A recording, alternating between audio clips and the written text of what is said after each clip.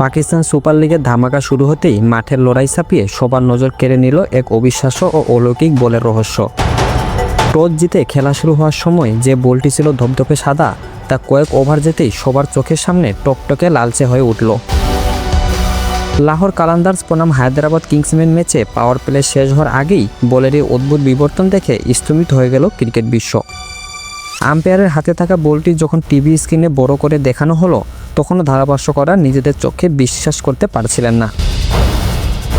মাঠে থাকা মান্নাস লাবুসেনের তো রীতিমতো অবাক হয়ে আম্পায়ারের কাছে গিয়ে বারবার বলটি পরীক্ষা করার জন্য জোরালো দাবি তুললেন। ম্যাচ শেষে হায়দ্রাবাদ অধিনায়ক অকপটে স্বীকার করলেন যে তার দীর্ঘ ক্যারিয়ারে খেলা চলাকালীন বলের রং বদলানোর এমন আজব দৃশ্য তিনি আগে কখনো দেখেননি। রহস্যের জাল বুনতে থাকা এই ঘটনার প্রধান কারণ হিসেবে আঙ্গুল তোলা হচ্ছে হায়দ্রাবাদ দলের গাঢ় মেরুন রঙের আকর্ষণীয় জার্সির দিকে।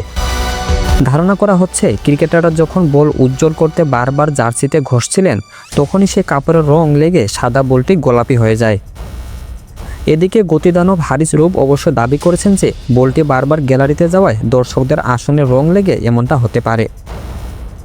যদিও গাদ্দাফি স্টেডিয়ামের আসনগুলো মূলত সবুজ ও সাদা রঙের, তাই রৌফের এই অদ্ভুত যুক্তি নিয়ে নেটিজেনদের মধ্যে চলছে ব্যাপক হাসাহাসি।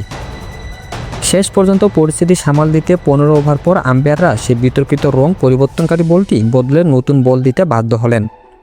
সামাজিক যোগাযোগ মাধ্যমে এই ঘটনা নিয়ে ট্রলের বন্যা বয়ে যাচ্ছে এবং অনেকেই মজা করে বলছেন, পিএসএল কি তবে ডে নাইট টেস্টে রূপ নিল?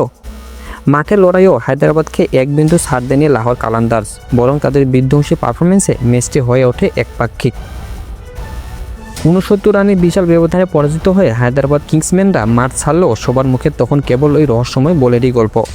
ক্রিকেটের ইতিহাসে এমন আজব এবং বিতর্কিত ঘটনা আপনি আগে কখনো দেখেছেন কিনা তা অবশ্যই আমাদের কমেন্ট বক্সে জানাতে ভুলবেন না।